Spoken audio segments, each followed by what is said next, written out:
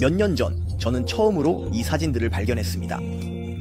이건 여러분에게 별로 의미가 없을 것 같지만 사실 화면에 보이는 것은 작은 빵 조각들과 그 위에 저절로 생긴 혈흔들입니다. 정말 이상한 일이죠. 이 사진들은 제 호기심을 자극하기에 충분했고 저는 조사하기로 결심했습니다. 인터넷에서 몇 번의 클릭만으로 이 작은 빵 조각들이 실제로 호스트라고 불리는 것이라는 걸 알게 되었습니다. 그리고 이것은 가톨릭 미사에서 사용됩니다. 가톨릭 미사는 여러분도 이름은 아실 거예요. 그래요. 여러분의 종교나 믿음이 무엇이든 저는 여러분이 인생에서 적어도 한 번은 미사에 가본 적이 있을 거라고 거의 확신해요. 아마 결혼식이나 장례식 때문일 거예요. 아마 어렸을 때 부모님과 함께 갔던 크리스마스 미사일 수도 있겠네요. 그거 좀 긴 거죠? 앉았다가 다시 일어나고 노래 부르고 다시 앉았다가 또 일어나고 다른 사람들은 무릎을 꿇고 있는 동안요. 그리고 어렸을 때는 모든 걸 다 이해하지 못하죠. 우리는 옆에 있는 그림을 보거나 기둥을 오르는 상상을 하면서 그 시간이 지나가기를 기다립니다. 아니요, 여러분은 그런 적이 없어요. 어쨌든 조금 알아보니 호스트는 종종 수도원에서 수도사나 수녀들에 의해 만들어진다는 것을 알게 되었습니다.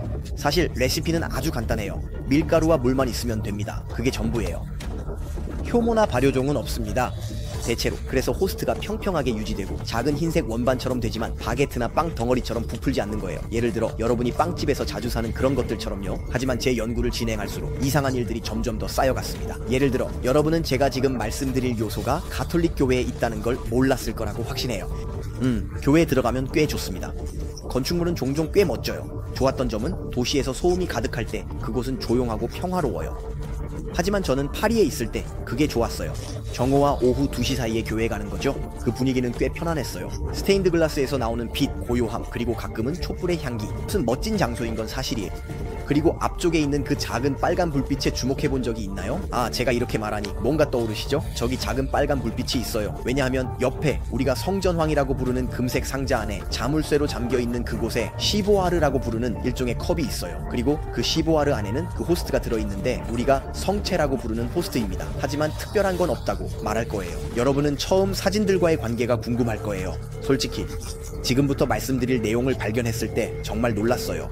미사 중 중요한 순간이 있어요. 그 순간이 가톨릭 신자들에게 가장 중요하다는 걸 깨달았어요. 사제가 제병을 가져다가 성별하는 곳입니다. 그리고 사실 그 특정 순간 이후에 가톨릭 신자들은 호스트가 더 이상 무교병이 아니라 실제로 예수님의 몸이 된다고 믿어요. 정말요. 그건 상징이나 이미지가 아니에요. 아니요, 가톨릭 신자들에게는요, 성체는 단순한 빵 조각이 아니라 실제로 살아있는 한 사람, 즉 예수님, 다시 말해 하나님 자신이에요. 그래서 사실 가톨릭 신자들에게는요, 성체는 단순한 신성한 물건이 아니라 우리가 경배할 수 있는 예수님 자신이에요. 아, 여러분이 이걸 알고 있었는지 모르겠지만 정말 놀라운 일이에요. 왜냐하면 아무도 이걸 말하지 않아요. 교회, 모스크, 시나고그와 같은 종교 장소마다 그들만의 물건이 있다고 믿어요. 성스러운. 하지만 가톨릭 신자들에게는 그건 물건이 아니라 실제로 교회에 존재하는 하나님 자신이에요. 그래서 저는 교회에 가서 확인해봤어요. 실제로 성전황이 옆 작은 빨간 불빛을 봤어요. 그 불빛은 성체, 즉 예수님이 정말로 성전황이 안 자물쇠로 잠긴 상자 안에 있음을 알려줘요. 그런데 저는 궁금해졌어요. 가톨릭 신자들은 어떻게 이렇게 큰 믿음을 가질 수 있을까요? 그들은 어떻게 미사 중에 빵이 실제로 한 사람이 된다고 믿을 수 있을까요? 그리고 성체화의 순간 이후에 호스트는 더 이상 빵이 아니게 되죠. 저는 편견 없이 진지하게 조사하고 싶었어요. 가톨릭 신자들이 왜 이런 믿음을 가지는지 이해해 보려고요. 기본적으로 그들이 그렇게 믿는 이유는 무엇일까요? 호스트가 실제로 하나님 자신으로 변한다고요. 왜냐하면 그들이 맹목적으로 믿지 않는다고 생각하고 사실이라고 생각할 만한 좋은 이유가 있을 거라고 추측하거든요. 사실 제가 더 깊이 파고들수록 답변을 받을수록 그 답변들이 또 새로운 질문을 가져왔어요. 하지만 다시 돌아올게요. 우선 저는 사제가 미사 중에 하는 말이 예수님이 마지막 만찬에서 하신 말과 같다는 것을 알게 되었어요. 실제로 예수님의 삶을 이야기하는 책인 복음서에서는 예수님의 마지막 만찬에 대해 이렇게 전하고 있어요. 식사 중에 예수님은 빵을 들고 축복의 기도를 하신 후 그것을 떼어 제자들에게 주시며 말씀하셨어요. 가져가서 먹어라. 이것은 내 몸이다. 겉으로는 안 보이지만 복음서는 사실 나사렛 예수의 삶을 알기 위한 매우 신뢰할 수 있는 문서예요. 그에 대해 제가 만든 영상이 있는데 제 채널에서 찾아볼 수 있어요. 그래서 간단히 말해서 사제가 미사 중에 우리가 성체화라고 부르는 순간에 그는 그 말을 반복해요. 이것은 여러분을 위해 내어주는 내 몸입니다. 그리고 그는 이렇게 성체를 들어 올려요. 그리고 모든 회중이 머리를 숙이고 무릎을 꿇어요. 왜냐하면 그들에게는 이게 빵이 아니라 정말로 그들 바로 앞에 존재하는 예수님이기 때문이에요. 사제는 성배처럼 행동해요. 성배는 포도주가 담긴 그릇인데 가톨릭에 따르면 이 포도주도 그리스도의 피로 변해요. 제가 주목한 점은 그게 저에게 심각한 의문을 불러일으키기 시작했어요. 이 변형, 즉 빵이 예수의 육체로 변하는 것은 눈에 보이지 않아요. 다시 말해 성체화의 순간 이후에도 호스트는 여전히 일반 호스트처럼 보인다는 거예요. 그것은 여전히 빵의 맛이 나지만 더 이상 빵이 아니라 정말로 예수님 자신이라는 거라는 거예요? 이것은 보이지 않는 변형이에요. 좋아요. 왜 안 되겠어요? 만약 하나님이 존재하고 예수님이 하나님이라면 가능하죠. 하지만 우리가 이게 사실일 거라고 믿을 만한 진지한 이유가 있을까요? 너는 믿어야 하고 입 다물어야 해 라는 것 외에는요? 그리고 여기서 친구들 흥미로워질 거예요. 저는 성체 기적이라고 불리는 어떤 것의 존재를 발견했어요. 사실 이것은 성체가 인간의 살조각으로 변했다고 전해지는 순간들이에요. 그러니까 매 미사마다 일어나는 것은 아니에요.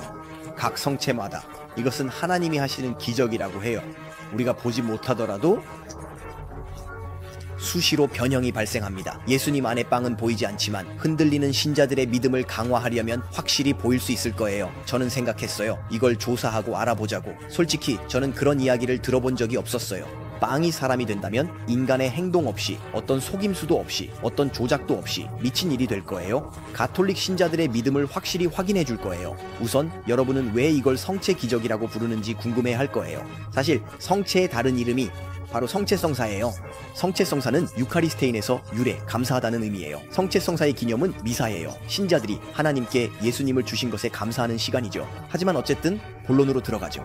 정말로 성체와 관련된 기적이 있었던 걸까요? 제가 이 주제에 대해 조사하기 시작했을 때 이 주제에 대한 방대한 문헌이 있다는 것에 정말 놀랐어요. 다시 말해 아무도 이걸 이야기하지 않는데 말이죠.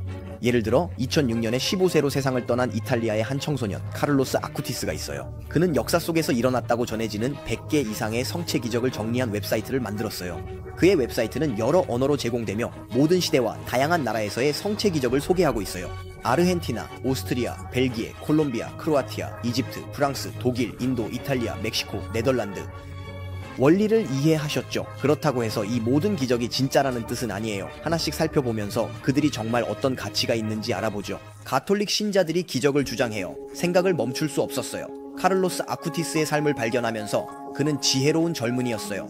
실제로 그는 정말 놀라운 성숙함을 가지고 있었어요. 예를 들어 그는 행복은 하나님을 바라보는 것이고 슬픔은 자신을 바라보는 것이다 라고 말했어요. 또 모두가 원본으로 태어나지만 많은 이들이 복사본으로 죽는다 라고 했어요. 또는 하나님을 찾으면 당신의 삶의 의미를 찾을 수 있다 라고 했어요. 가장 놀라운 것은 그가 2006년 10월 초에 백혈병 진단을 받았을 때 그는 미소로 평안히 이 소식을 받아들였어요. 그는 자신이 사랑하는 하나님을 만나기 위해 죽는 것에 대해 심지어 행복해했어요. 상당히 인상적인 영혼의 힘이었어요. 어쨌든 제가 성체 기적이 수십 건이나 있다는 것을 발견했을 때요, 저는 이 주제에 대해 가능한 모든 책을 샀고 이 비디오에서는 여러분을 위해 모든 내용을 최대한 간결하게 하나의 조사로 정리하기로 했어요. 이 비디오에서는 10건 이상의 사례를 발견하게 될 거예요. 그리고 저처럼 이 모든 것을 발견했을 때 여러분도 놀라움이 끝나지 않을 거라고 생각해요. 그리고 모르는 분을 위해 이 비디오는 100개의 설명할 수 없는 신비라는 시리즈의 일환이에요. 과학적으로 설명할 수 없다는 100가지 현상이 어떤 가치가 있는지 살펴보는 시리즈예요. 이전 2개의 영상에서 첫 번째와 두 번째 신비를 다룬 적이 있어요. 이후에 그들을 보러 가는 것을 추천해요. 이 영상에서는 발견한 모든 사례를 5개의 설명할 수 없는 신비로 정리했어요. 자, 시작해볼까요? 100개의 설명할 수 없는 신비 중 세 번째 신비입니다. 역사 속의 성체 기적들. 우리는 세기를 거쳐 앞으로 나아갈 것입니다.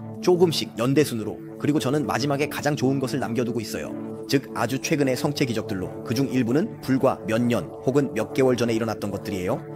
하지만 지금은 이집트에서 3세기와 5세기 사이에 있어요. 그곳 사막에는 하루 종일 기도하며 지내는 수도사들이 살고 있었어요. 세트 사막에 있는 한 늙은 수도사가 있었고 그곳에는 오늘날 세트의 성마카르 수도원이 있습니다. 그 수도사는 믿음이 매우 약했으며 우리가 먹는 빵은 실제로 그리스도의 몸이 아니라 상징일 뿐이다 라고 말했어요. 다른 수도사들은 그가 잘못 생각하고 있다고 설득하려고 했고 성체가 실제로 그리스도의 몸이라고 주장했어요. 늙은 수도사는 저를 설득할 일이 없으면 저는 믿지 않을 것입니다 라고 대답했어요. 다른 두 수도사는 이번 주에 우리는 이 신비에 대해 신께 기도할 것이고 신께서 우리에게 그것을 드러내실 걸 믿습니다 라고 대답했어요. 다음 주 일요일 교회에 있을 때 미사 중에 빵 대신에 어린아이가 나타나고 하늘에서 내려온 천사가 칼을 들고 그 아이를 제물로 바치고 그 피를 성배에 쏟았어요. 그 광경을 보고 늙은 수도사는 겁에 질려 소리쳤어요. 주님, 저는 당신의 빵이 몸이라는 것을 믿습니다. 그러자 그가 손에 쥐고 있던 살이 즉시 빵의 모습으로 돌아갔어요. 좋아요. 제가 방금 말씀드린 것은 지금까지 전해진 가장 오래된 성체 기적 중 하나예요. 네, 제가 연구를 시작했을 때 성체 기적이 2000년 동안 존재해왔다는 것을 깨달았어요. 역사상 첫 번째 미사가 예수님에 의해 거행된 이후로 전 세계에서 신자들의 믿음을 강화하기 위해 미사가 있었어요. 말해야 해요. 이 아주 오래된 이야기는 저에게 그리 설득력이 없어 보였어요. 저는 우리의 조상들의 믿음을 의심하고 않았어요. 하지만 제가 좀 더 확실한 무언가를 가질 수 있다면 거절하지 않았을 거예요. 그래서 저는 조사했습니다. 저는 계속 이 모든 것을 연대순으로 설명하겠습니다. 제가 경고하고 싶은 것은 여러 세기가 흐를수록 이상한 현상들이 더욱 심해진다는 것입니다. 점점 많은 흔적과 증거들이 나타나고 설명을 해요. 저는 595년에 로마에서 일어났던 사례를 발견했어요. 더 흥미로운 점은 우리가 인간의 살로 변했다고 전해진 성체의 조각을 보존하고 있다는 거예요. 그것은 오늘날 독일의 안덱스에서 여전히 볼 수 있어요. 나아졌어요. 우리는 더 많은 흔적을 가지고 있어요. 그 성체 조각은 볼리케르라는 신성한 용기에 보관되어 있어요. 하지만 그것을 열어보고 실제로 살인지 확인할 수 없기 때문에 그것을 증명하지는 못해요. 반면에 계속해서 조사하던 중에 저는 드디어 매우 흥미로운 사례를 발견했어요. 오늘 이탈리아 중심부에 위치한 3만 명이 사는 작은 도시인 란치아노의 성 프란치스코 교회에 들어가면 대리석판에 적혀 있어요. 한 수도사 사제가 성체 안에 우리 주님의 몸이 존재하는지 의심했어요. 그는 미사를 집전했어요. 그리고 성체 성사를 거행한 후 그는 성체가 살로 변하고 포도주가 피로 변하는 것을 보았어요. 모든 참석자들이 그 사건의 목격자가 되었어요. 좋아요? 흥미롭네요. 그런데 이 기적의 사실은 1200년 이상 전으로 거슬러 올라가요. 750년이에요. 처음에 저는 이건 확실히 증명되기에는 너무 오래된 것 같다고 생각했어요. 하지만 사실 제가 발견한 것은 저를 놀라게 했어요. 가톨릭 교회에서는 같은 지역에 있는 여러 교회가 주교 또는 대주교라고 불리는 사람의 권한 아래에 있어요. 그리고 1970년에 란치아노의 대주교는 성체의 유해에 대한 과학적 분석이 이루어지기를 요청했어요. 그는 에두아르도 리놀리 박사로 아레초 병원의 원장이자 해부학 교수예요. 화학 및 임상 미세 분석 분야의 전문가가 샘플에 대한 심층 검사를 수행하기 위해 선정되었어요. 1971년 3월 4일 교수님이 자신의 결론을 발표해요. 그 조각들은 실제로 살해 조각일 가능성이 높고 더 정확히 말하자면 심장 근육의 조각이에요.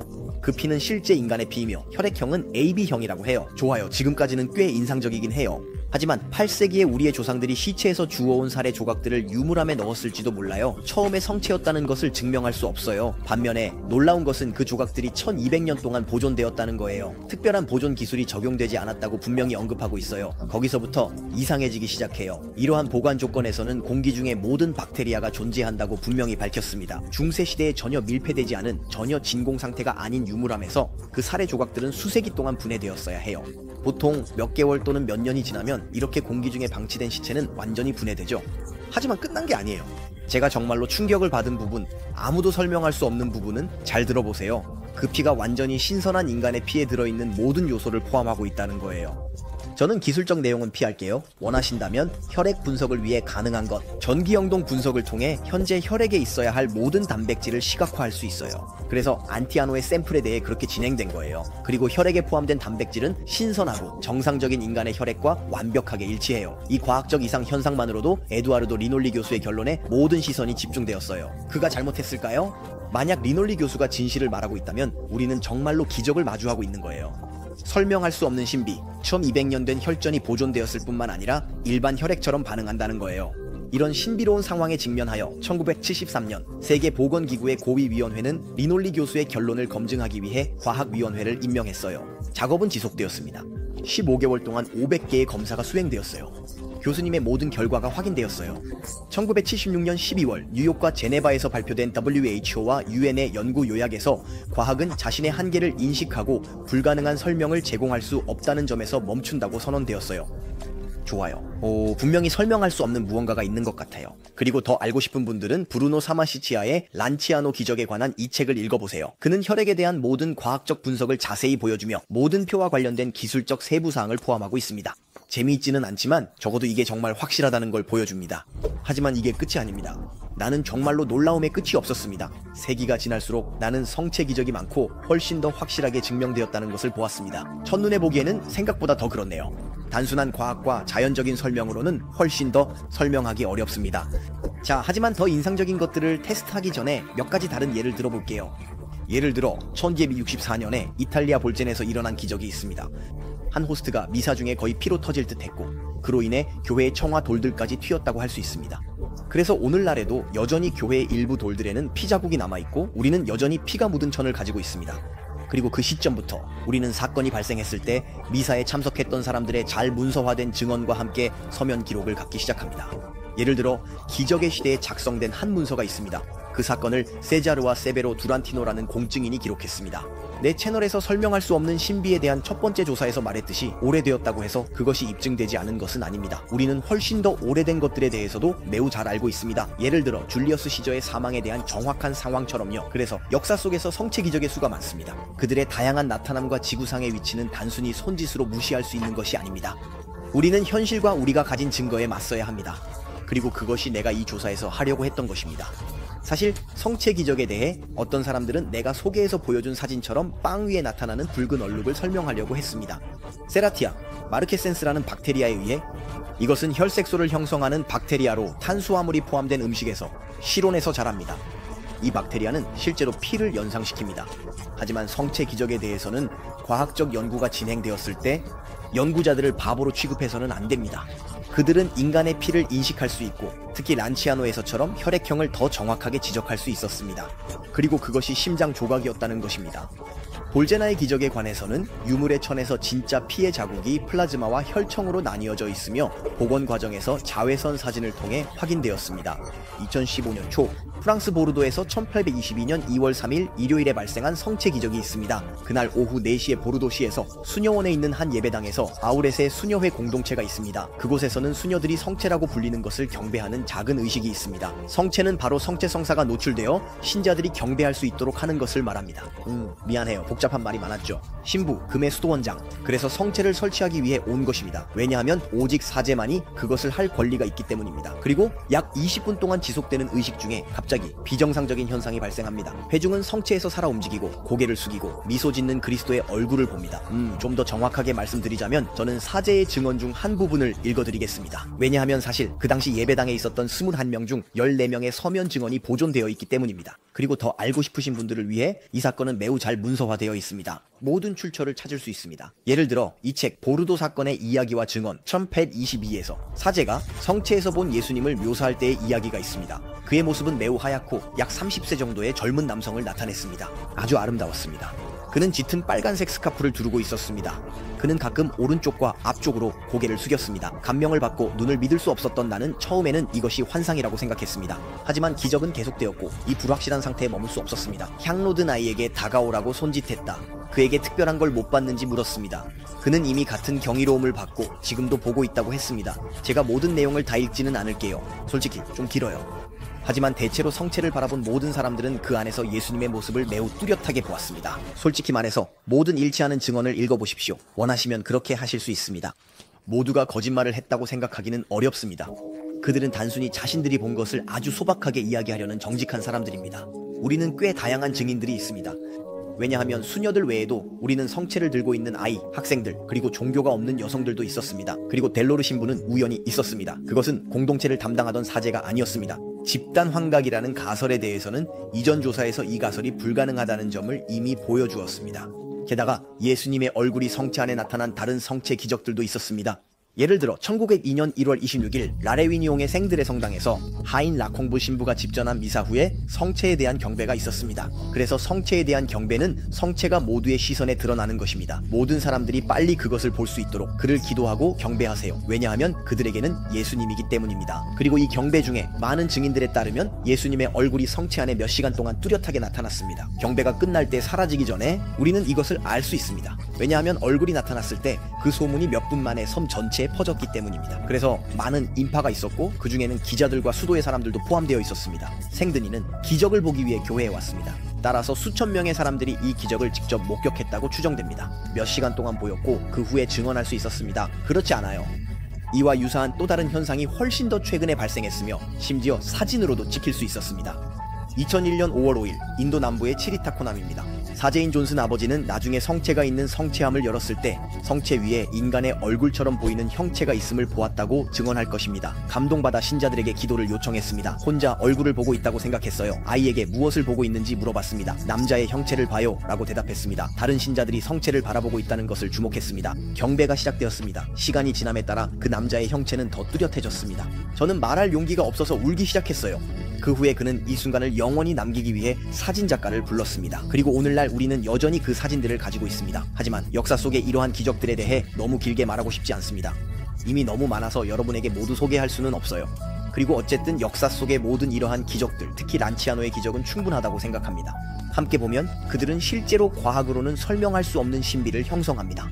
그들은 너무 많습니다. 그리고 각 사례를 자세히 살펴보면 대부분이 매우 확고하게 입증되었다는 것을 잘 알 수 있습니다. 그 후에는 의견은 자유입니다. 당신은 훨씬 더 인상적인 것들이 있다는 것을 보게 될 것입니다. 21세기에 일어난 매우 최근에 그리고 매우 확고하게 입증된 성체 기적들입니다. 불과 몇 년 전의 일입니다. 하지만 그들을 자세히 살펴보기 전에 먼저 100가지에 설명할 수 없는 네 번째 신비, 즉 기이한 성체 기적에 대해 이야기해봅시다. 왜냐하면 성체 기적은 항상 빵이 살던 거리로 변하는 것만은 아니거든요. 예수님의 얼굴이 호스트 안에 나타나는 것일 수도 있습니다. 보르도, 인도 또는 레위니옹에서처럼요. 하지만 때때로 그것은 훨씬 더 극적인 것일 수도 있습니다. 자, 제가 찾은 가장 독창적인 성체 기적들을 보여드릴게요. 몇 년 전으로 돌아가서 보르도의 사건들입니다. 우리는 여전히 프랑스에 있습니다. 하지만 이번에는 동쪽 파베르네이 수도원에서 1608년 5월 26일입니다. 그날 밤 새벽 3시에 그 책임자가 교회에 들어가서 종을 울립니다. 수도사들이 3시에 기도를 하도록 부르기 위해서입니다. 마틴 기도 부릅니다. 하지만 교회의 문을 열었을 때 중앙 통로에 두꺼운 연기가 가득 차 있는 것을 봅니다. 불이 발생했으며 이미 상당히 진행되었습니다. 불은 제대에서 시작된 것처럼 보입니다. 제대는 사제가 미사를 드리는 테이블이며 이 수도원에서는 전부 나무로 되어 있습니다. 실제로 전날 수도원 수도사들은 제대 위에 은으로 된 달 모양의 성체 안에 2개의 성체를 놓았습니다. 호스트 위 양쪽에 설치된 촛불이 실수로 켜져 있었던 것 같고 녹은 후에 제대를 태우고 그 다음에 교회를 불태운 것입니다. 즉시 경고가 발령됩니다.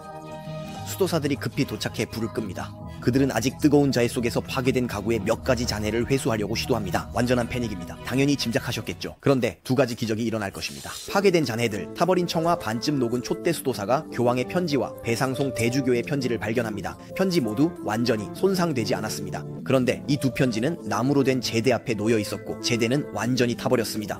그들의 완벽한 보존 상태는 따라서 전혀 설명할 수 없습니다. 하지만 사실 이것은 앞으로 일어날 일에 비하면 전혀 아무것도 아닙니다. 잠시 후 15세의 안토니노 위들로가 그는 고개를 들어서 성체가 1m 50cm 이상의 높이에 공중에 떠 있는 것을 봅니다. 사제가 전날 그것을 전시했던 정확한 장소에서 대체로 성체, 즉 성체를 담고 있는 성체기구가 문자 그대로 공중에 떠 있습니다. 소식은 퍼지고 신자들, 사제들, 사람들, 성체의 공중 부양을 수도원을 채웁니다. 대부분의 사람들은 무릎을 꿇고 경배하기 시작합니다. 그들은 이 징표에서 예수님이 성체성사에 현존하신다는 확신 때문입니다. 배줄의 카푸친 수도사들이 경고를 받습니다. 그들은 같은 날 오후 5시쯤 도착합니다. 왜냐하면 성체기구는 오전 3시가 조금 넘은 시점부터 계속 떠 있습니다. 그리고 원하는 사람들은 눈으로 기적을 보기 위해 올 수 있었습니다. 5월 27일 아침 카푸친 수도사들은 사건을 설명하기 위해 보고서를 작성했습니다. 오전 10시쯤 군중은 진동하는 은빛 칼날 소리에 놀랍니다. 성체기구가 그러고 나서 움직이기 시작합니다. 부드럽게 바닥으로 흘러내립니다. 보이지 않는 손에 의해 지탱되어 조심스러운 수도사들이 아래에 펼쳐놓은 천 위에 부드럽게 내려앉습니다. 성체기구의 성체는 손상되지 않았습니다. 증인들의 수가 많습니다. 그때 교회는 가득 차 있습니다. 그래서 그날 1000명 이상의 사람들이 수도원 교회의 수용 인원인 기적을 목격하기 위해 모였습니다. 인상적입니다. 여러 킬로그램에 달하는 물체인 성체기구가 어떤 인간의 도움이나 기술 없이 공중에 떠 있었고 그 상태가 30시간 이상 지속되었습니다. 과학적으로 불가능한 일입니다. 게다가 2개의 성체와 2통의 편지는 주변의 모든 가구가 불에 타버린 상황에서도 어떤 자연적인 설명 없이 불꽃에 저항했습니다. 모두가 이 일에 대해 지역에서 이야기하고 있습니다. 기적이 일어난 다음 주 3명의 판사가 파베르네에 도착하여 7명의 맹세한 수도사를 포함한 53명의 증인들을 신문합니다. 결과는 분명합니다. 첫째로 조사는 신중하게 진행되었으며 직접 목격자들에 의해 작성되고 인쇄된 이야기들이 있어 기적의 상황에 대한 정확한 이해를 보장합니다. 둘째로 다양한 사회적, 종교적, 문화적 배경을 가진 1000명 이상의 직접적인 증인들이 집단 환각이나 음모의 가능성을 불가능하게 만듭니다. 하지만 여기 또 하나의 더 기이한 성체 기적이 있습니다. 우리는 1906년 1월 31일 콜롬비아의 태평양에 위치한 작은 서민산 안드레스 데 투마코에 있습니다. 10시 36분 지구가 흔들리기 시작합니다. 리히터 규모 8.8의 지진이 섬을 10분 동안 강하게 흔들었습니다. 신앙심이 깊은 주민들이 자발적으로 교회 앞에 모였습니다. 그때 한 어부가 달려와서 바다가 멀리 물러나고 있다고 알립니다. 모두가 그 끔찍한 소식을 받아들입니다. 곧 섬을 향해 쓰나미가 몰아쳐 모든 것을 휩쓸 것입니다. 지진은 태평양 연안을 따라 중앙 아메리카에서부터 캘리포니아까지 느껴졌습니다. 일본에서도 마찬가지입니다. 투마코에서는 피해가 상당합니다. 하지만 아직 오지 않았습니다. 쓰나미라는 재앙에서 도망치는 것은 불가능합니다. 실제로 투마코는 완전히 평평한 섬입니다. 그리고 그 정점은 해수면에서 2m 높이에 위치해 있습니다. 죽음을 피할 인간적인 희망이 없다는 것을 깨달은 사람들은 공포에 휩싸입니다. 사제 중 한 명인 라론도 신부, 그는 하늘을 향해 도움을 요청합니다. 쓰나미에 맞서 싸울 수 있는 유일한 방어는 성체라는 직감을 가집니다. 교회에 들어가서 성체 안치소로 가지만 완전히 확신하지는 못합니다. 큰 성체를 집어들고 성체의 껍질에 놓을 시간도 없이 그대로 들고 있습니다. 초자연적인 평화가 그를 가득 채웠다고 주장할 것입니다. 손에 든 것은 그리스도의 몸이라는 것을 확신하게 됩니다. 그리고 그가 어떤 기적이든 일으킬 수 있다는 것입니다. 그는 자신의 신자들을 향해 돌아서서 모두 해변으로 가자 내 아이들아, 그리고 하나님께서 우리를 불쌍히 여기시길 이라고 외칩니다. 모든 주민들이 뒤따르며 사제는 성체를 들고 해변으로 행진합니다. 그때 군중은 투마코에서 몇백 미터 떨어진 곳에 10m가 넘는 거대한 파도가 보입니다. 해안을 향해 달려가는 사람들은 뒤로 물러섭니다. 파도에 휩쓸릴 그들 앞에 서 있는 사제들, 누가 그들을 구할 수 있을까요? 천천히 엄숙하게 쓰나미를 바라보며 라론도 신부는 두 손으로 큰 성체를 높이 들어 올리고 그 위에서 물결을 가로지르며 선을 그립니다. 넓은 축복. 그는 그곳에 서서 움직일 수 없고 심지어 자신의 눈을 믿을 수조차 없습니다. 그 뒤에서 신도들이 합창으로 외치는 비명이 울려 퍼집니다. 기적, 기적. 사제가 지금 일어나고 있는 일을 깨닫습니다.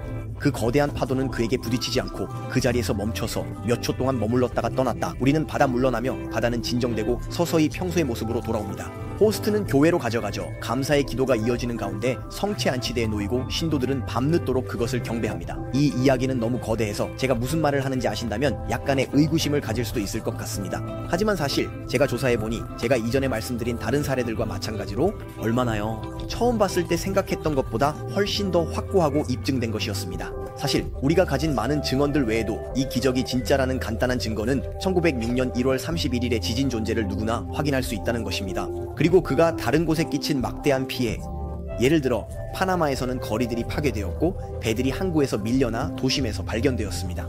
콜롬비아와 에콰도르에서 최소 1000명의 사망자가 발생했습니다. 수백 킬로미터에 걸쳐 그 파도는 아무것도 남기지 않았습니다. 투마코를 제외하고 이 섬은 콜롬비아 근처의 평평한 섬이었습니다. 그곳은 사실 가장 노출된 지점 중 하나였습니다. 진앙에 아주 가까운 곳, 쓰나미가 논리적으로 가장 큰 피해를 입혀야 할 장소입니다.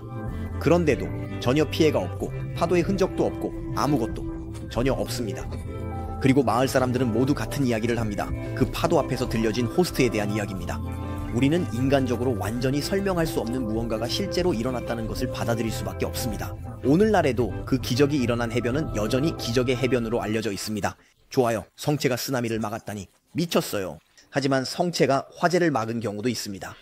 우리는 1770년 11월 21일입니다. 아침 7시쯤 프랑스 쥐라의 오르젤레스 한 집에서 화재가 발생합니다. 불이 마을에서 빠르게 퍼져 시청 광장에 도달합니다. 대부분의 집들이 나무로 지어져 있습니다. 큰 패닉이었을지 상상됩니다. 모두가 거리에서 불길을 끄려고 바쁘게 움직이고 있습니다. 특히 오르젤레의 반대편에는 카푸친 수도원이 있습니다. 도사들은 무기력하게 재난을 지켜보고 있습니다. 그들 중 한 사제가 아이디어를 냈습니다. 그는 교회로 달려가 성체를 성취함에서 꺼내고 불길에서 몇 미터 떨어진 거리로 나옵니다. 메나르 가족의 집에 도착한 사제가 테이블을 마련해 달라고 요청합니다. 가구가 준비되자 그는 그 위에 성체를 놓고 무릎을 꿇습니다. 갑자기 모든 사람이 불이 주변에서 점점 줄어드는 것 같다는 것을 알아차립니다. 마치 불이 보이지 않는 힘에 의해 꺼지고 있는 것처럼 이 기적의 목격자는 많았습니다. 그것은 정말로 큰 의미가 있었습니다. 오늘날에도 매년 11월 20일 작은 마을 오르젤은 불의 행렬을 기념하는 전통이 있습니다. 교회 사제가 메인 스트리트를 지나 성체를 들고 가다가 화재가 멈춘 옛 메나르 집 앞에서 잠시 멈춥니다. 파괴적입니다. 사실 성체 성사에서 단순히 빵이 살로 변하는 것뿐만 아니라 많은 성체 기적들이 있습니다. 또한 성체를 영한 후 기적적으로 치유된 사례들도 있습니다. 성체 성사는 미사의 끝에서 이루어지는 것, 가톨릭 신자들이 성체를 먹는 순간입니다. 그들은 예수님이 그들 안에 오기를 원한다고 믿기 때문입니다. 그들 안에 물리적으로 이것은 식인종 행위가 아닙니다. 가톨릭 신자에게 예수님은 성체 안에 존재하지만 존재하기 때문입니다. 성체는 빵의 맛을 유지하며 가톨릭 신자들이 성체를 먹을 때 그것은 살의 맛과는 다릅니다. 성체 기적이 있을 때를 제외하고요. 하지만 가톨릭 신자들은 눈에 보이는 기적이 일어난 성체는 먹지 않습니다. 제가 여러분을 잃지 않았기를 바랍니다. 나중에 다시 이야기할게요. 나는 성체를 영한 후 질병에서 즉시 치유된 사람들에 대해 이야기하고 있었습니다. 유명한 한 옛 사건이 프랑스에서 일어났습니다. 1461년 부활절 라로셸에서 그날 자느 르클레르 부인은 12세 아들 베르트랑을 성 바르톨로모 교회에 데려갑니다. 그 아이는 7세 때 끔찍한 낙상사고로 인해 말을 할 수 없게 되고 마비가 되었습니다. 성체를 영할 때 그는 어머니에게 자신도 예수님 성체를 받고 싶다고 알립니다. 사제는 망설였지만 결국 수용하게 됩니다. 베르트랑이 성체를 받자마자 그는 신비로운 힘에 의해 흔들리는 것을 느낍니다. 즉시 그는 다시 움직이고 말할 수 있게 됩니다. 그는 치유되었습니다. 이 사건들을 기록하기 위해 즉시 문서가 작성됩니다. 그리고 이 기적을 설명하는 원고는 여전히 라로셸 대성당에 보관되어 있습니다. 하지만 치유는 역사 훨씬 더 최근에도 일어났습니다. 예를 들어 1948년 잔 프레텔과 같은 여러 루르드의 기적적인 치유자들이 성체를 영한 후 치유되었습니다. 루르드, 프랑스 남부에 있는 곳으로 19세기에 성모 마리아가 나타났다고 전해지는 곳입니다. 많은 기적적인 치유가 일어났다고 전해지는 곳입니다. 다음 조사에서 다시 이야기할게요. 성체와 관련된 기적들을 촬영할 수 있었던 경우도 있었습니다. 그리고 심지어 어떤 경우에는 예를 들어 그것이 TV로 생중계되고 있을 때도 있었습니다. 바로 그중 하나의 사례가 루르드에서 프랑스 우에서 생중계된 주님의 날 프로그램을 위한 미사 중에 일어났습니다. 1999년 11월 7일 우리는 프랑스의 모든 주교들이 모인 회의 중이었습니다. 그리고 미사는 루르드의 성 피디스 지하 대성당에서 3명의 추기경에 의해 거행됩니다. 파리 대주교 리스티제르, 리옹 대주교 빌레, 그리고 보르도 대주교 하이. 성체 성사의 정확한 순간에 하나의 성체가 2에서 3cm에 떠오르기 시작하고 그 상태가 5분 동안 지속됩니다. 제가 여러분에게 그 발췌를 보여드릴게요. 이 재물을 당신의 영으로 가득 채워 주십시오. 부디 간절히 그것이 우리에게 사실 여러 개의 성체가 쌓여 있습니다. 그래서 성체가 생각났습니다. 미사를 TV로 보는 사람들이 친척에게 전화해서 이번 채널에서 일어나는 일을 전합니다. 하지만 교회 신자들이 너무 멀리 떨어져 있어서 볼 수 없습니다. 3명의 추기경은 아무 일도 없었던 것처럼 진행합니다. 모든 것이 촬영되고 있다는 것을 알고 있으며 반응에 대해 교황과 전 세계에 설명해야 한다는 것을 알고 있습니다. 아무렇게나 행동한다면 집중하고 미사를 계속 진행합니다. 생중계된 유일한 코멘트는 프랑스2의 카메라맨이 외친 뭐라고? 였습니다. 그 일은 미사 직후 여러 교회 관계자들이나 주님의 날 프로그램 관계자들이 그 신비를 풀어보려 시도합니다. 아리스티제르 대주교는 아마도 이것이 착시일 수 있다고 언급합니다. 불가능합니다. 우리가 오늘날 가지고 있는 비디오는 확실히 화질이 좋지 않습니다.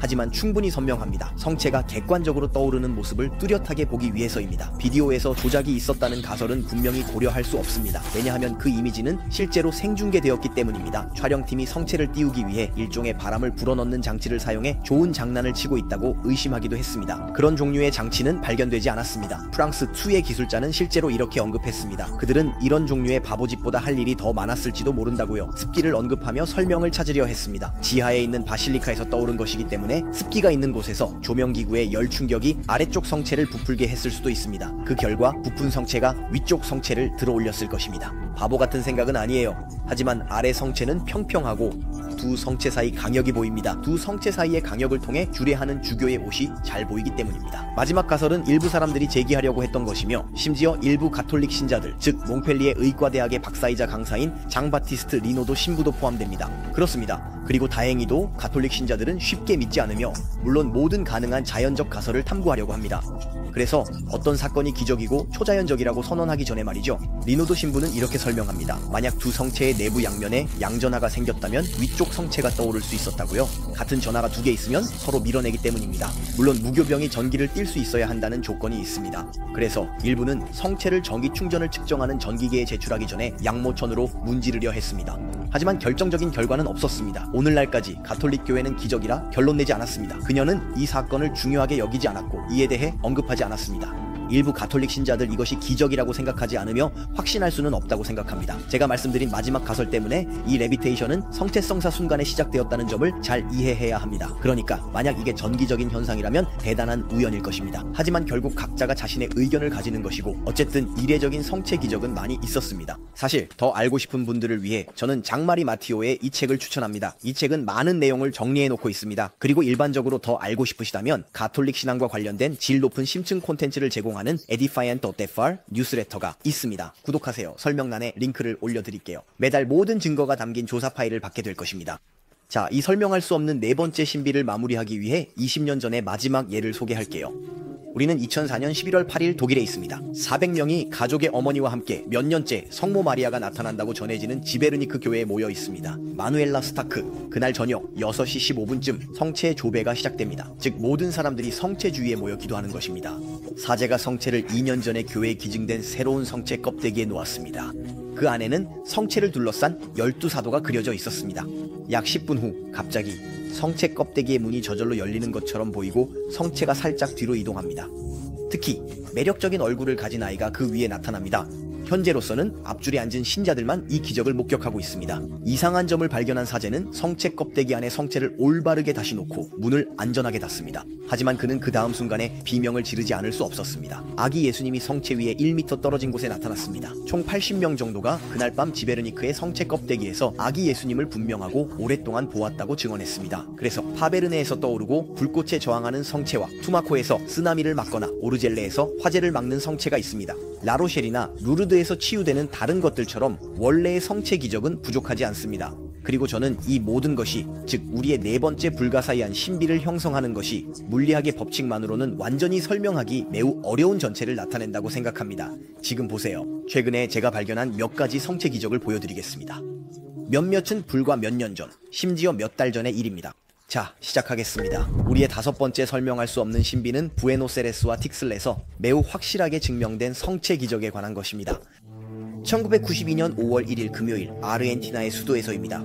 행운을 빌어요. 성 마리아 교회에서 카를로스 도민게즈가 사제를 도와 교회를 관리하고 있었습니다. 성체의 두 조각이 성전 앞에 놓여 있는 것을 발견해요. 그는 아마도 사제가 성전 안에 성체를 넣을 때 성체가 성체 껍데기에서 떨어졌다고 생각합니다. 전통에 따르면 성체가 바닥에 떨어지면 그것을 물이 담긴 용기에 넣어 성체가 분해될 때까지 기다려야 합니다. 그래서 카를로스는 그렇게 합니다. 그는 물이 담긴 용기, 여기서는 도자기 항아리를 성전 안에 넣고 잠자러 갑니다. 일주일 후 5월 8일 아침, 교회의 사제 중 한 명인 장 살바도르 카를로스 형제가 그는 처음으로 용기를 들여다봅니다. 높은 곳에서 떨어집니다. 물속에는 세 가지 요소가 있습니다. 마치 성체 중 하나가 두 부분으로 분해된 것처럼 보입니다. 그리고 세 가지 요소는 세 개의 혈전처럼 보이며 항아리의 가장자리에도 그 붉은 액체의 흔적이 있습니다. 마치 성체가 터져서 피가 흘러나온 것처럼요. 아주 빠르게. 여러분도 짐작하셨겠지만 사건은 고위층에까지 올라갑니다. 부에노스아이레스의 주교인 안토니노 카를로스가 부자의 중이었기 때문에 그의 보좌인 에두아르도 미라스 주교가 이 사실을 알게 됩니다. 그는 그러고 나서 성체 샘플이 과학적으로 분석되도록 요청할 것입니다.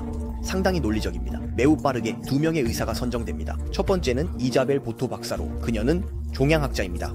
즉 암에 걸린 사람들을 치료하는 전문 의사입니다. 그녀는 주사기로 피처럼 보이는 것을 채취하려고 시도하고 분석합니다. 그 후 그녀의 실험실 기술자 알리시아, 마리와 함께 결론은 정말로 피입니다. 그녀는 심지어 현미경 아래에서 근육세포를 보았다고 주장했습니다. 다른 의사는 부에노스아이레스의 라모스 메리아 병원의 혈액학자인 아델마 미라스 세고비아드 사조트입니다. 즉 혈액 질환 전문 의사입니다. 그녀는 또한 피의 존재를 확인하지만 더욱 놀라운 것은 그녀가 성체 샘플에 대해 언급하면서 보고서에 이렇게 썼다는 것입니다. 한번 관찰했을 때 리드미컬하게 뛰는 것처럼 보이는 부분을 발견했습니다. 그래서 성체는 마치 아직 살아있는 심장처럼 뛰는 것처럼 보였습니다. 매우 이상하고 불안한 일이죠. 그렇죠? 자, 저는 다양한 의학 보고서의 기술적인 세부 사항은 생략하겠습니다. 조금 더 나아갑시다. 사실 1994년 2년 후에 부에노스아이레스의 같은 교회에서 매우 이상한 또 다른 현상이 발생할 것입니다. 한 사람이 성체가 담긴 성체 그릇에서 피 자국을 발견했을 때, 하지만 우리가 말하듯이 세 번의 기적은 결코 없지 않죠. 그리고 1996년에 많은 분석이 이루어질 마지막 성체 기적이 발생할 것입니다. 8월 18일 일요일 오후 7시 미사가 끝날 무렵 한 신자가 십자가 앞에 촛대 아래에서 반쯤 가려진 성체를 발견합니다. 그녀는 매우 당황한 나머지 사제인 알레한드로 페레즈 신부에게 이 사실을 전합니다. 성체는 분명히 신성 모독의 의도를 가진 누군가에 의해 버려졌습니다. 사제는 그것을 소비하는 데 주저하지만 너무 더럽고 먼지가 많습니다. 그는 77세의 엠마 페르난데에게 도움을 요청합니다. 그녀는 교회를 관리하는 데 익숙한 여성입니다. 그것을 물에 담그고 일반적인 절차에 따라 성체함에 넣는 것입니다. 다시 시작입니다. 8월 26일부터 이상한 붉은 물질이 물속에 나타납니다. 위계질서가 통보됩니다. 한 달 후 남아있는 이물질은 밀폐된 물병에 옮겨져 정제된 물과 함께 안전하게 보관됩니다. 그 후 1999년까지 아무 일도 일어나지 않습니다. 즉 3년 후입니다. 부에노스아이레스의 새로운 대주교는 임명되었습니다. 그는 바로 베르골리오 주님입니다. 그는 아직 모르지만 2013년에 교황 프란치스코가 될 것입니다. 바로 그때 그는 1999년 7월에 새로운 과학적 테스트를 실시해달라고 요청합니다. 그는 에두아르도 카스타논 고메즈 박사의 독립기관에 도움을 요청합니다. 고메즈 박사는 임상심리학자이자 심리신체의학, 생화학 및 신경심리생리학의 전문가입니다. 그는 많은 가톨릭 기적 사례를 조사한 이전의 회의론자였고 몇 년 전 결국 개종하게 되었습니다. 그는 머리가 잘 돌아가는 사람입니다. 그는 순진한 사람도 아니고 명백한 증거 앞에서도 믿기를 거부하는 완고한 회의론자도 아닙니다. 호주 TV 진행자 마이크 윌시와 감독이자 변호사인 론 테소리에로의 협력으로 그들은 조사 과정의 모든 진행 상황을 촬영할 것입니다. 증인들과 심지어 샘플을 연구할 과학자들에 대한 신문이 진행됩니다. 그들은 가능한 한 모든 것을 문서화하려고 합니다. 1999년 10월 21일에 변호사인 론 테소리에로가 등장했습니다. 한 사람이 캘리포니아의 포렌식 아나야 크림 연구소에 성체의 잔여물이 담긴 2개의 밀봉된 튜브를 전달합니다. 한 병에는 1992년 기적의 성체 조각이 들어있고 다른 병에는 1996년 기적의 성체 조각이 들어있습니다. 과학적 분석은 블라인드 방식으로 진행됩니다. 즉 성체를 연구하는 연구자들은 그것이 무엇인지 모릅니다. 좋아요. 대충 말하자면 우리는 그들에게 튜브를 건네주고 열어보라고 하면서 그들이 생각하는 것이 무엇인지 말해달라고 요청한 것입니다. 예를 들어 두 번째 밀봉된 튜브의 라벨에는 단순히 이렇게 적혀 있습니다. 무슨 뜻인가요? 1996년 8월 26일 습기 샘플, 1999년 10월 5일. 이 모든 비용이 많이 드는 조사들은 에두아르도 카스타논 고메즈 박사가 설립한 국제평화그룹에 의해 전액 자금 지원되었습니다. 모든 것이 촬영되고 문서화됩니다. 각 단계에서 어떤 속임수도 없도록 확실히 하기 위해서입니다. 첫 번째 보고서는 한 여성인 바노라 잔이 서명했습니다. 2000년 5월 1일에 발표되며 두 샘플에 대해 실시된 테스트 번호 199904441의 결론을 제시합니다. 인간 DNA가 발견되었습니다. 하지만 고메즈 박사팀은 훨씬 더 나아가고 싶어하며 이 결과를 다른 연구소에서 확인받고자 합니다. 항상 블라인드 방식으로 진행됩니다. 그들은 먼저 두 샘플의 남은 부분을 캘리포니아 스톡톤에 있는 델타 병리학 협회 의학그룹의 로버트 로렌스 박사에게 보냅니다. 그는 샘플이 인간 기원임을 정확하고 자세히 확인하고 12월 7일에 녹화된 인터뷰에서 설명할 것입니다. 2000년 백혈구가 채취되었을 때 활성화되어 살아있었다고 합니다. 게다가 그는 이 백혈구들이 살아있는 유기체에서 분리된 후 몇 분 이상, 많아야 1시간 동안 물속에서 녹지 않고 생존하는 것은 그저 설명할 수 없다고 말했습니다. 그럼에도 불구하고 성체는 3년 이상 물, 심지어 증류수에 담겨 있었습니다. 증류수는 미네랄이나 소금이 없는 물로 생명이 자라는 것을 방지합니다. 그럼에도 불구하고 3년 후에도 백혈구는 여전히 살아있었습니다. 하지만 고메즈 박사팀은 이를 제대로 하고 싶어 했습니다. 그들은 샘플을 계속 보여줄 것입니다. 여러 다른 과학자들에게 몇 달, 몇 년 동안 이 3명의 호주 과학자들에게 연구된 물질의 인간 기원을 확인했습니다. 그렇지만 다시 말씀드리자면 처음에는 단순한 빵 성체였고 밀가루, 물로 만들어졌습니다. 결국 고메즈 박사팀은 최종적인 권위 있는 의견을 원했습니다. 그들은 뉴욕 롱랜드 카운티의 수석 법의학자이자 심장 전문의인 프레데리크 주기브 교수에 대해 생각했습니다. 30년의 경험을 가진 그는 여러 과학적 발견과 많은 출판물의 저자입니다. 그는 10,000건의 부검을 수행했습니다. 좋아, 수업이 어때? 그들은 2004년 4월 20일에 그를 만나고 촬영되었습니다. 여러분이 보고 있는 원본 비디오를 찾아냈습니다. 카메라는 테소리에로가 잡고 인터뷰는 윌 씨가 진행합니다. 주기부 교수는 검사할 물질의 출처를 알고 싶어 하지만 2명의 호주인은 침묵을 지킵니다. 주기부 교수는 현미경 아래에서 샘플을 자세히 살펴보고 그의 말이 기록됩니다. 제가 더빙한 전체 발췌 부분을 보여드릴게요. 보세요. 조금 길지만 정말로 많은 것을 알려줍니다. 또 원본 인터뷰를 보고 싶으신 설명란에 링크를 올려드릴게요. 심장 조직. 여기 염증 침윤이 있습니다. 하지만 염증 침윤은 혼합되어 있습니다. 사실 여기서는 혼합되어 있습니다. 다시 말해 심장 조직은 스스로 퇴화하고 퇴화된 상태입니다. 다시 말해 이것은 때때로 심장마비 후에 일어나는 일입니다. 이 사람은 심장마비를 겪은 사람입니다. 하지만 그건 즉각적인 것이 아닙니다. 다시 말해 그 사람은 그 이후로 최소한 며칠 동안은 시간을 보내야 했습니다. 이제 심장마비처럼 보이는 이런 요소를 유발할 수 있는 다른 것들이 있습니다. 자동차 사고에서 그들이 가슴에 압력을 받으면 심장에 손상을 입힙니다. 당신은 가슴을 맞은 사람에게서 그것을 얻습니다. 아시다시피 저는 심장학에 관한 100편 이상의 기사를 썼습니다. 저는 제향군인 병원의 심혈관 연구 책임자였습니다. 저는 미국 카를로스 대학의 정회원입니다. 그리고 법의학 병리학자입니다. 그리고 심장은 제가 잘 아는 분야입니다. 이것이 제 분야입니다. 로렌스 박사와 마찬가지로 주지베 박사도 샘플이 채취되었을 때 백혈구가 살아있었다고 확인했습니다. 조금 후 윌 씨가 이 백혈구는 조직이 물에 담겨 있으면 얼마나 오래 생존할까요? 라고 묻습니다. 그 대답은 4년 전 로렌스 박사의 대답과 같습니다. 몇 분 안에 녹아버리고 더 이상 존재하지 않을 것입니다. 그때 2명의 호주인이 주지베에게 그 물질이 한 달 동안 수돗물에 담겨 있었다고 밝혔습니다. 1996년 8월 그 후로 3년 동안 증류수에 있었습니다.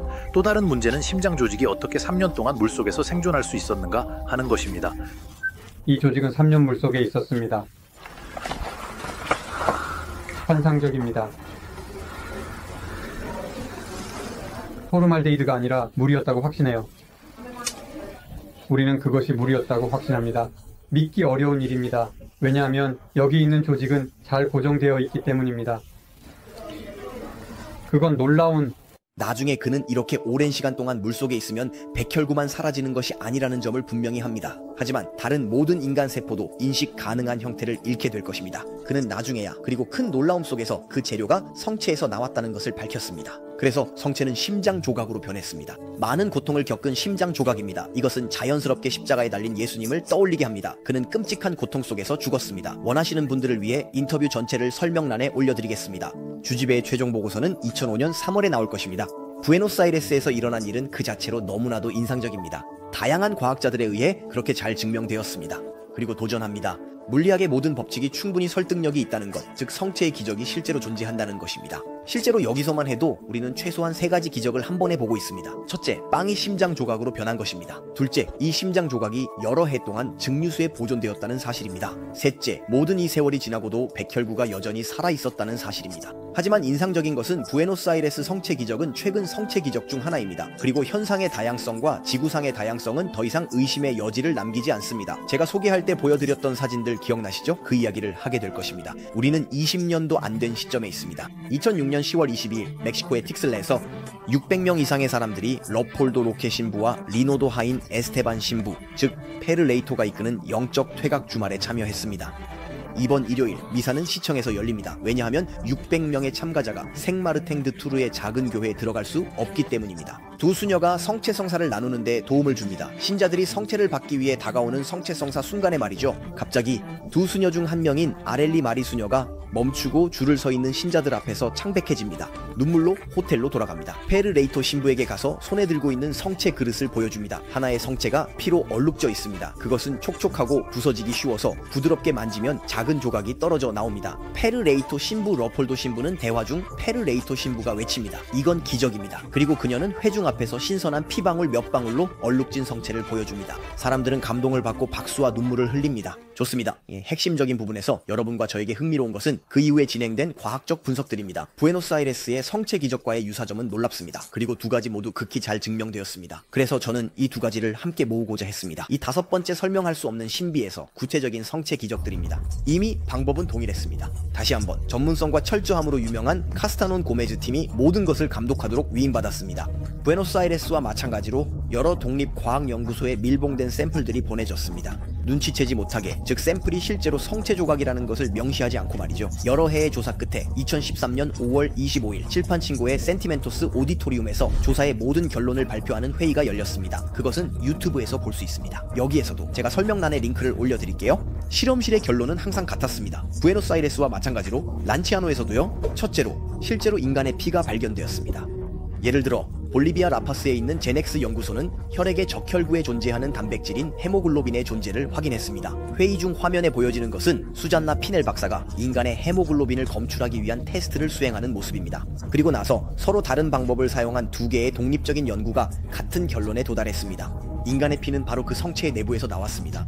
그중 하나에서 에두아르도 산체스 라론도 박사가 멕시코의 법의학 연구소 소장으로 있습니다. 이것은 성체의 표면을 적신 외부에서 온 피일 수 없다는 것을 입증했습니다. 조금 기술적인 세부사항은 생략하겠습니다. 하지만 실험실의 다른 공통된 결론은 피의 혈액형이 AB형이라는 것이었습니다. 자자, 란치아노의 성체와 마찬가지로 부에노스아이레스에서는 혈액형이 조사되지 않았습니다. 그 다음으로 분석된 샘플은 다시 한번 많은 고통을 겪었거나 외상을 입은 심장 근육에 해당했습니다. 이것은 의견이었습니다. 과학자들 콜롬비아의 누에보 병원 보카프랑스의 심장 전문의인 마리 블랑시셰 아나야 박사도 같았습니다. 그 심장을 가진 사람이 심장마비를 겪었거나 극심한 생리적 스트레스를 받았다고 생각한 사람이 있었습니다. 그리고 아직 끝나지 않았습니다. 응고된 피층 아래 신선한 피가 여전히 성체와 접촉하고 있었습니다. 실제로 2010년 2월 기적이 일어난 지 4년 후 이미지 전문가인 엔지니어 페르난도 로드리게스 페레즈가 틱슬레 와서 기적이 보존된 예배당을 방문했습니다. 그는 호텔에서 몇 미터 떨어진 곳에 자신의 기구를 배치했습니다. 그는 고출력 디지털 현미경을 가지고 있었고 백색광과 자외선을 방출했습니다. 그의 현미경 스캔 연구는 성체의 얼룩진 부분에 신선한 피가 여전히 존재한다는 것을 밝혀냈습니다. 응고된 피의 표면층 아래에는 눈에 띄게 응고된 피가 있었습니다. 기적이 일어난 지 3년이 넘었음을 고려할 때 이는 인상적인 발견이었습니다. 성체의 두께는 적외선 기술로 조사되었고 같은 결론에 도달했습니다. 피는 내부에서 나왔습니다. 그래서 조사를 시작하기 전에 주교를 걱정하게 했던 질문이었습니다. 결국 답을 찾았습니다. 그 빨간 얼룩은 악의적인 사람에 의해 추가된 것이 아닙니다. 왜냐하면 피가 성체의 내부에서 설명할 수 없이 흘러나왔기 때문입니다. 마지막으로 부에노스아이레스 NOCRS 결코 덜 중요한 요소가 아닌 생존하는 백혈구의 존재입니다. 다시 말해 백혈구는 몇 분에서 몇 시간 이상 생존할 수 없습니다. 살아있는 유기체와 분리된 상태에서 특별한 보존 기술 없이. 그런데 3년이 넘은 후에도 과학자들은 여러 생존하는 백혈구를 발견할 수 있었습니다. 그중 하나인 배식세포가 유리 슬라이드 위에 포착되기까지 했습니다. 그는 기름진 잔해를 삼키는 일을 하면서 간단히 말해서 틱슬라의 기적에 대한 결론은 부에노스아이레스의 결론과 매우 유사하며 모두 인상적입니다. 그럼에도 불구하고 기적은 다른 나라에서 일어났고 다른 과학자들에 의해 분석되었습니다. 따라서 틱슬라와 부에노스아이레스의 기적은 매우 확실하게 증명된 확고한 기적입니다. 그리고 이들은 우리의 5번째 설명할 수 없는 신비를 형성합니다. 하지만 끝난 게 아닙니다. 이제 6번째로 넘어갑시다. 설명할 수 없는 신비, 즉 지난 15년 동안 오늘날까지 일어난 모든 다른 성체 기적들입니다. 그렇습니다. 성체 기적은 2006년에 멈추지 않았습니다.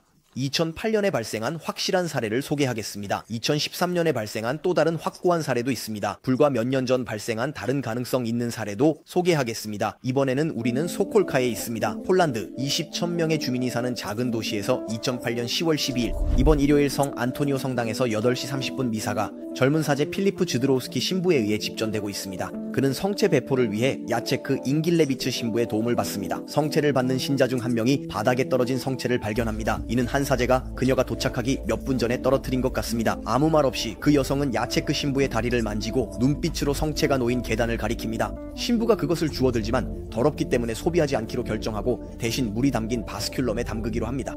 작은 은재 용기가 손을 씻는 데 사용되었고 이미 제대 위에 있었습니다. 그 성체는 같은 날 큰 유리 항아리로 옮겨져 성전의 금고에 보관됩니다. 성전은 교회 옆에 있는 방으로 사제들이 준비를 하고 미사 중에 사용되는 물건들이 보관되는 곳입니다. 좋아요. 이제 여러분은 그 후렴을 알고 계시고 다음에 일어날 일을 짐작하실 겁니다. 일주일 후인 10월 19일 성구실을 관리하는 사람, 즉 성당의 모든 물건을 관리하는 사람인 줄리아 두보슈카 수녀가 금고를 열었습니다. 그녀는 성체가 물에 녹아버렸을 것이라고 예상합니다.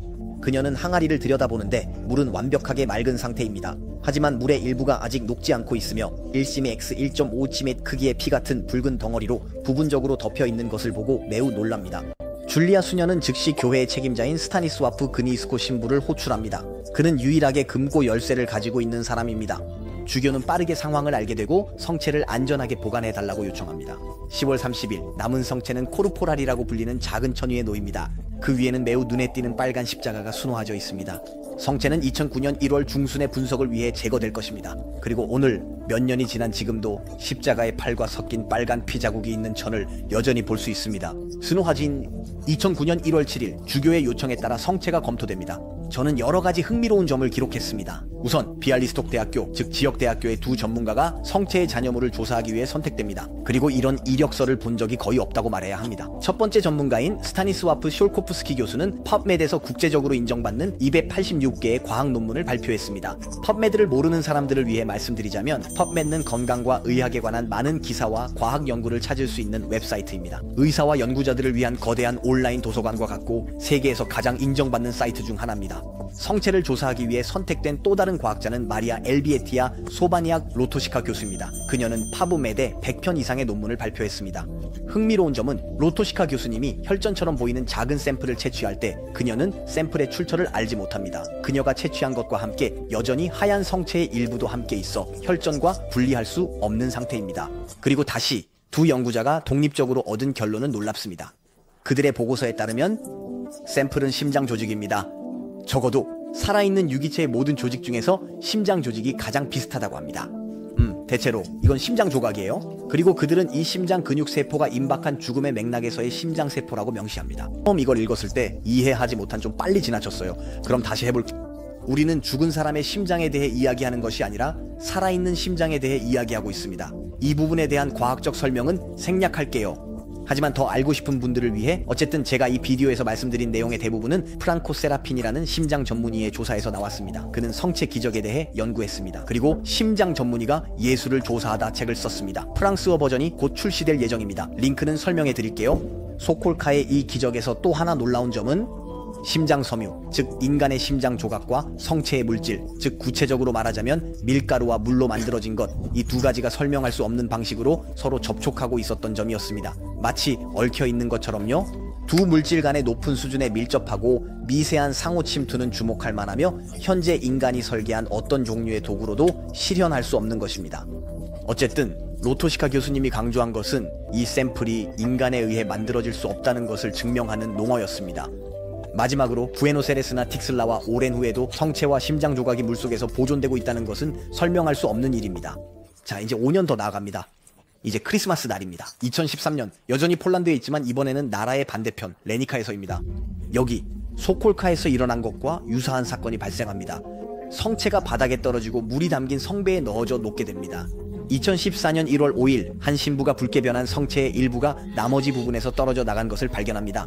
이 효과는 스테판 치히 주교에게서 시작되었고 그는 먼저 브로클라우에 있는 인근 대학에 과학적 분석을 요청한 후 체흐치니 대학에서 추가 테스트를 진행하게 됩니다. 제가 마음에 드는 점은 절차가 소콜카의 기적보다 훨씬 더 엄격했다는 것입니다. 따라서 성체 조각에서 15개의 샘플이 채취되었고 모든 절차는 증인과 사진작가들이 있는 가운데 단계별로 진행되었습니다. 그들은 심지어 기적의 성체와 같은 생산 배치에서 나온 비성체 샘플과 혼합하기도 했습니다. 좋아요. 제가 과학자들의 모든 결론을 다시 자세히 설명하면 제 비디오가 조금 반복적일 수 있습니다. 그러니 저를 미워하지 마세요. 이번에는 짧게 하겠습니다. 어쨌든 깊이 파고들고 싶다면 무엇을 읽어야 할지 아실 겁니다. 대체로 놀랍지 않게도 결론은 다른 곳과 항상 같았습니다. 인간의 혈액과 심장 근육이 존재하며 이는 고통받고 있는 사람의 살아있는 심장에 해당합니다. 간단히 말해서 모든 면에서 설명할 수 없고 이해할 수 없는 일입니다. 오늘 성체의 잔해가 소콜카에서처럼 성체 천 위에 놓였습니다. 부에노스아이레스, 틱슬라, 소콜카, 레니카 외에도 2013년 멕시코 과달라하르에서도 피를 흘린 성체가 있었습니다. 직접 보세요. 하지만 성체 기적은 오늘날에도 계속되고 있습니다. 실제로 비록 그들이 다소 드물긴 하지만 전 세계에서 매일 수많은 미사가 거행되는 가운데 지구 규모로 보면 꽤 자주 발생합니다. 예를 들어 2018년 11월 30일 미국 버팔로시 근처의 스프링브룩 마을에 있는 성 빈센트 교회에서 폴이라는 신부가 며칠 동안 물이 담긴 항아리 바닥에 성체를 두었더니 다시 한번 붉은 덩어리로 변한 성체를 발견합니다. 이번에는 그 효과가 위계에까지 미칩니다. 그 지역의 주교인 리차드 말로는 이에 대해 듣고 싶어 하지 않으며 성체의 잔해를 파괴합니다. 이로 인해 큰 스캔들이 일어날 것이고 많은 가톨릭 신자들이 분노할 것입니다. 그들에게는 성체 안에 예수님이 계시기 때문입니다. 그러므로 잔해를 파괴하는 것은 끔찍한 일입니다. 아마도 우리는 또 다른 성체 기적의 인정을 놓쳤을지도 모릅니다. 하지만 이것은 사람들이 생각할 수 있는 것과는 달리 교회의 위계가 기적을 인정하는데 서두르지 않는다는 것을 보여줍니다. 기적 인정을 지연시키려는 경우도 있습니다. 교회는 기관으로서 초자연적인 현상에 대해 종종 매우 조심스러운 태도를 보입니다. 하지만 간단히 말해서 더 최근인 2023년 3월 5일 미국 톰스턴에서 미사 중에 성체를 나누어 주던 사람 중 한 명이 성체가 부족해졌고 성체가 늘어나는 일이 발생했다고 합니다. 이것은 이상하게 들릴 수 있지만 역사상 이미 그런 일이 발생한 적이 있습니다. 어쨌든 신부는 미사 끝에 촬영된 작은 선언입니다. 제가 그걸 보여드릴게요. 그 후에 이야기해요. 무언가가 일어났습니다. 그것은 사실 말하기 어렵습니다. 하느님이 제공하십니다. 하느님이 어떻게 제공하시는지를 보는 것은 정말 재미있습니다. 가끔은 이상하고 신비로운 방식으로 일어납니다. 그리고 우리의 성체 사역 중 하나가 성체로 진행되었습니다. 그럼에도 불구하고 그들은 그렇게 하지 않았습니다. 그리고 갑자기 성체가 더 많이 생겼습니다. 사보리 안에서 예수는 신이며 자신을 복제한 존재다. 사보리 안에서 하느님이 우리에게 주시는 것입니다. 하느님이 그렇게 하시는 것은 이상합니다. 그리고 그런 일이 일어났습니다. 그리고 오늘 여러분에게 성체를 나눠준 우리의 사역 중 한 곳에서 기록되었습니다. 하느님이 이런 일을 하실 때 정말 멋져요. 그가 한 일을 깨달을 때 정말 멋져요. 그리고 그 일이 오늘 일어났습니다. 매우 강력하고 매우 멋지고 매우 현실적이며 매우 충격적입니다. 하지만 그것이 일어나고 있습니다. 오늘도 일어나고 있습니다. 그들이 성체를 꺼내고 있을 때 갑자기 더 많은 성체가 그곳에 있었습니다. 그래서 오늘 우리는 성체의 기적뿐만 아니라 사실 더 큰 기적을 경험했습니다.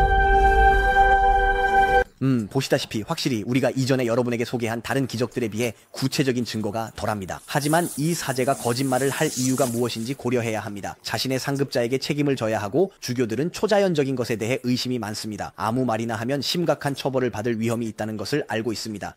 마지막으로 제가 이 비디오를 제작하는 시점에서 찾은 가장 최근의 예는 2024년 3월 인도 추무케디마에서 발생했을 것으로 보입니다. 제가 말하는 모든 것은 교회의 사제인 존슨 바다카 프라탄 신부의 인터뷰를 바탕으로 하고 있습니다. 조심합시다. 아직 공식적인 조사가 이루어지지 않았습니다. 몇 달 전 미사 중에 시작되었습니다. 성체 성사 중에 한 여성이 성체를 가지고 나갔는데 이는 보통 엄격히 금지된 일입니다. 그것은 현장에서 사제 앞에서 소비해야 합니다. 하지만 그녀는 성체를 가지고 나갔습니다. 집에 도착하자마자 후회와 양심의 가책을 느낍니다. 가톨릭 친구는 성체를 교회에 돌려주라고 조언합니다. 그녀는 수녀에게 연락해 성체를 회수하고 전달합니다. 성체가 정상적으로 성체 성사를 받지 않았을 때의 절차에 따라 그는 성체를 물에 넣어 녹이기로 합니다. 보통 이 과정은 며칠밖에 걸리지 않지만 그 기한이 지나도 성체는 아직 온전합니다. 신부는 며칠 더 기다리기로 결정합니다. 하지만 성체는 여전히 어떤 용해의 징후도 보이지 않습니다.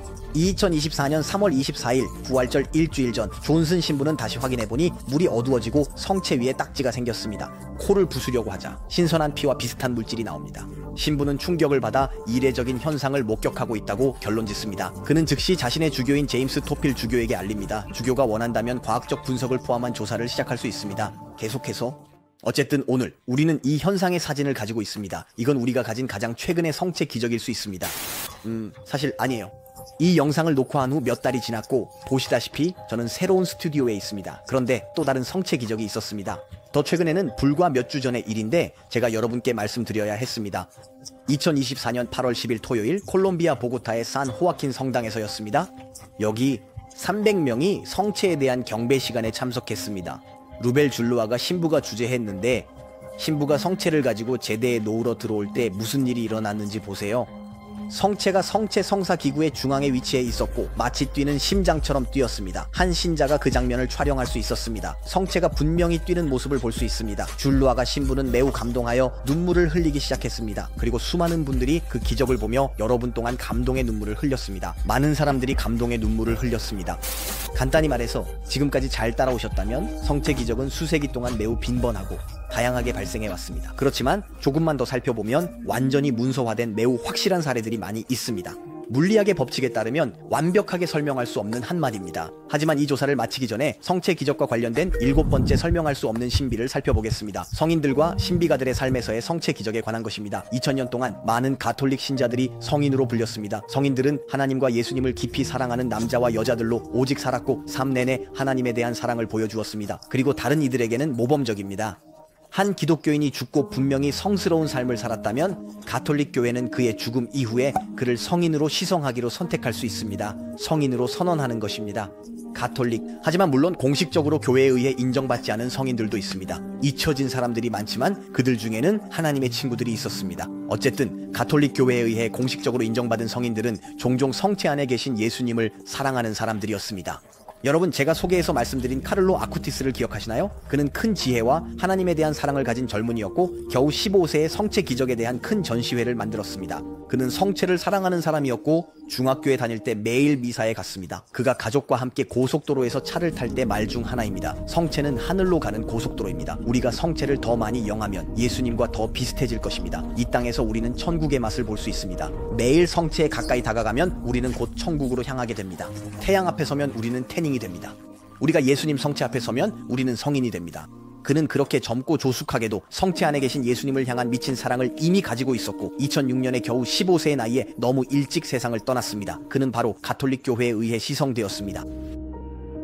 즉 교회에 의해 성인으로 인정받았다는 뜻이며 성체에 대한 사랑 때문에 그렇습니다. 어떤 성인들은 진정한 신비가들이었습니다. 즉 그들의 삶에서 기적이 일어났고 그들과 함께한 많은 사람들이 이를 증언할 수 있었습니다. 저는 곧 이 주제 신비가들의 삶에서의 초자연적 현상에 대한 조사를 할 예정입니다. 잘 증명되었는지 확인하기 위해서요. 하지만 이 7번째 신비에 대해 성인들과 신비가들의 삶에서 일어난 설명할 수 없는 성체 현상에 대한 많은 일화를 나눌 수 있습니다. 13세기 아시시의 성 프란체스코가 발언한 이야기가 전해집니다. 그리고 창조주를 사랑했기 때문에 창조물인 작은 양들에 대한 특별한 사랑을 가졌습니다. 아시시에서 개조한 작은 교회인 포르치온쿨라에 있을 때 한 양이 그에게로 가져왔습니다. 그녀를 다른 수도사들과 기도에 참여하게 했습니다. 모두가 성체 성사 순간의 깊은 놀라움을 금치 못했습니다. 미사 중에 그 양은 무릎을 꿇고 몸을 굽히며 성체를 경배하는 보였습니다. 같은 시기에 동물과 관한 또 다른 일화가 미소짓게 합니다. 성 안토니오 드 파두아는 성체 안에 예수님의 존재에 대해 믿지 않는 사람과 이야기했습니다. 불신자는 성 안토니오에게 기적을 통해 몸이 축성된 제병 안의 존재함을 증명하라고 도전했고 성공한다면 가톨릭 신앙으로 개종하겠다고 약속했습니다. 성 안토니오에게 말했어요. 나는 내 노새를 며칠 동안 외양간에 가두고 먹이를 주지 않을 거야. 그런 다음 나는 광장으로 데려가서 사람 앞에서 사료를 보여줄 거야. 그동안 너는 성체를 노새 앞에 놓을 거야. 그 동물이 사료를 무시하고 성체 앞에 무릎을 꿇으면 나는 개종하겠다. 정해진 날 성인은 노새에게 성체를 보여주며 말했습니다. 창조주의 이름으로 비록 내가 자격이 없지만 내가 손에 쥐고 있는 것을 통해 나는 너에게 말한다. 동물아, 그리고 나는 너에게 겸손하게 다가가서 그에게 마땅한 경의를 표하라고 명령한다. 안토니오가 이 말을 하자마자 배고픈 노새는 먹이를 무시하고 머리를 숙이며 그에게 다가가 성체 앞에 무릎을 꿇었습니다. 이 모든 일은 이 도전의 결론을 보기 위해 모인 많은 증인들 앞에서 일어난 일이었습니다. 이런 종류의 일화는 역사 속에 부족함이 없지만 더 최근 사례를 원하실 겁니다. 더 최근이라는 것이 반드시 더 확실하다는 의미는 아니지만 알겠습니다. 20세기 설득력 있는 사례 몇 가지 소개하겠습니다. 1941년 9월입니다. 가톨릭 신비가인 이보나임이 드 말레트루아 수녀가 노르망디의 수도원을 방문하기 위해 가는 길에 라브라디에르에 들렀습니다. 그곳에서 그녀는 최근 바이에른의 노동수용소에서 송환된 폴 라비 수녀를 방문합니다. 여러 날의 돌길 여행 끝에 그녀는 마침내 이 낡고 허름한 건물에 도착했고 따뜻하게 환영받았습니다. 어느 오후 라비 아버지와 함께 작은 숲을 산책하던 이보나임이 수녀는 강한 영적 고통을 느꼈습니다. 그녀는 파리에서 성체가 모독당하는 광경을 보게 됩니다. 송곳에 뚫리고 피를 흘리며 큰 고통에 시달리던 그녀는 예수님께 성체를 되찾아 달라고 간절히 기도했습니다. 기적적으로 나무 위에 빛이 나타나고 피가 묻은 성체가 부드럽게 내려와 손이 닿는 가지에 놓입니다. 이보나임이 수녀는 성체를 잃어버리고 라비 수녀는 놀라서 성체를 회수하여 녹색 천 위에 놓습니다. 기억하시나요? 전래용천에 이보나임이 수녀가 가지 위에 서 있는 성체를 사진으로 찍고 그 후 성체를 기도실로 사용되는 오두막에 놓습니다. 성모 마리아 동상 앞에서 저녁이 되자 오두막은 저절로 켜지는 촛불로 밝혀집니다. 이보나임이 수녀는 성체 앞에서 밤을 보내며 강한 영적 연결을 느낍니다.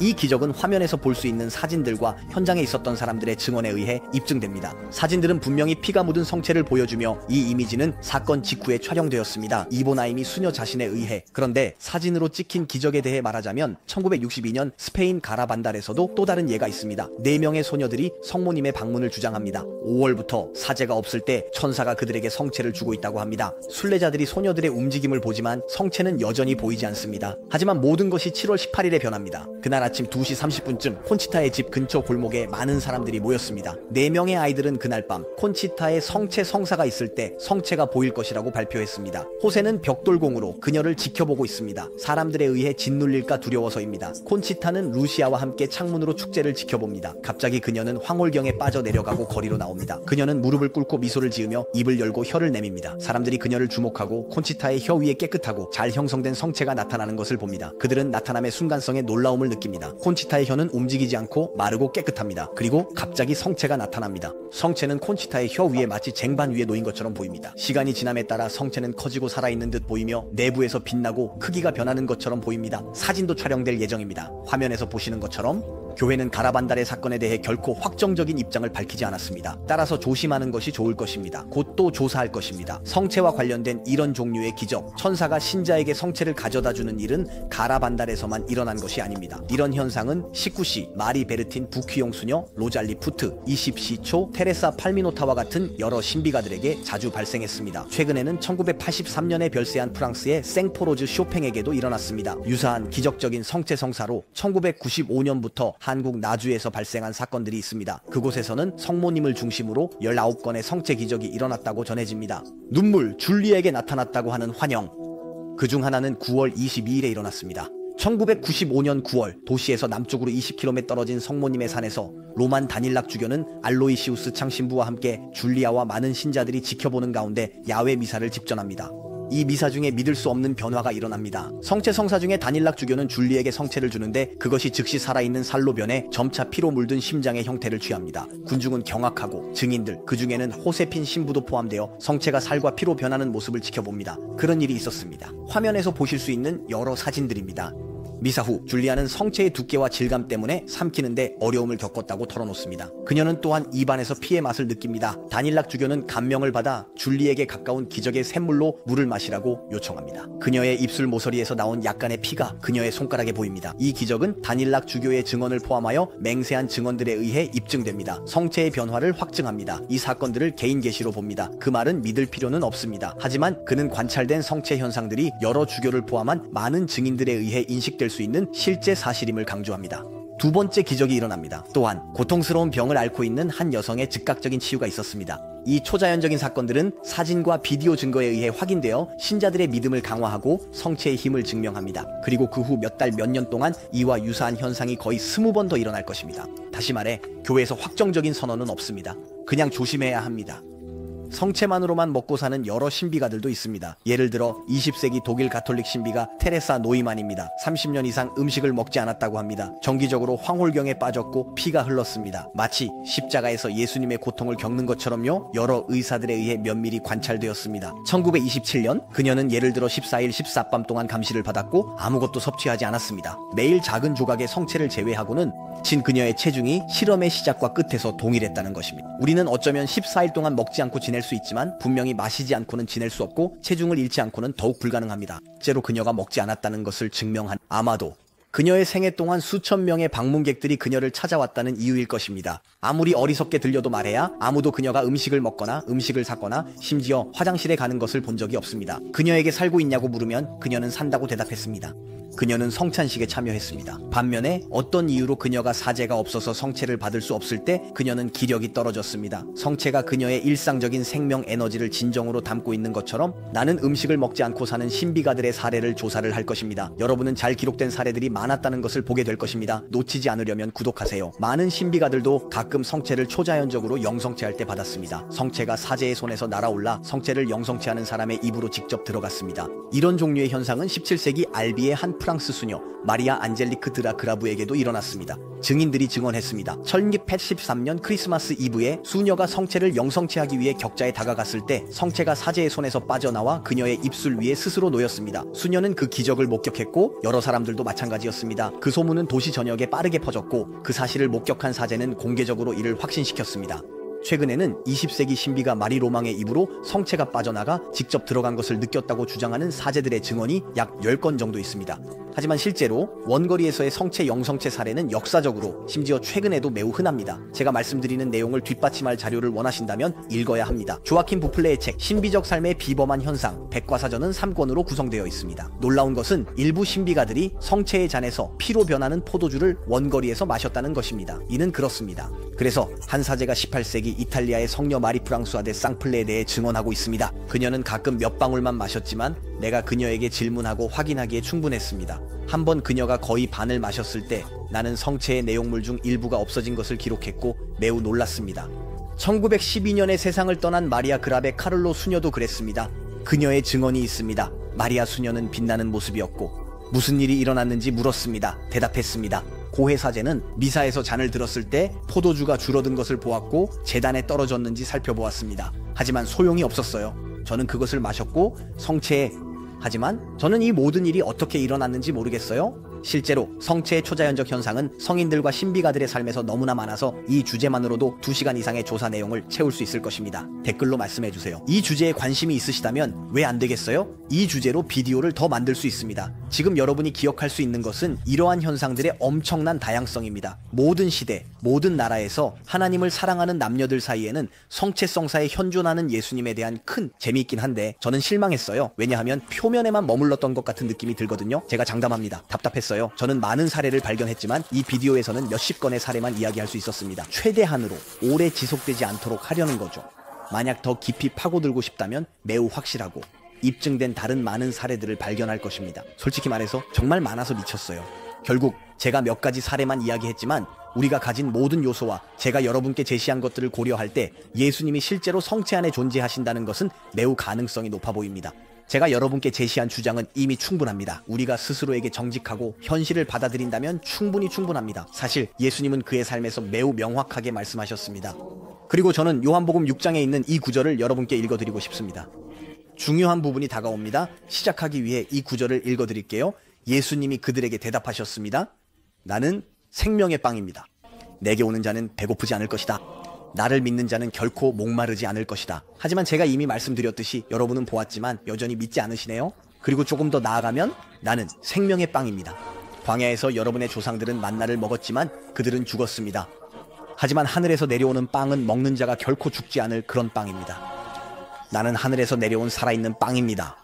누구든지 이 빵을 먹으면 영원히 살 것입니다. 내가 줄 빵은 세상의 생명을 위한 내 살입니다. 아멘, 아멘. 제가 여러분께 말씀드립니다. 인자가의 살을 먹지 않고 그의 피를 마시지 않으면 여러분 안에 생명이 없습니다. 내 살을 먹고 내 피를 마시는 자는 영원한 생명을 가지며 내가 그를 마지막 날에 일으킬 것입니다.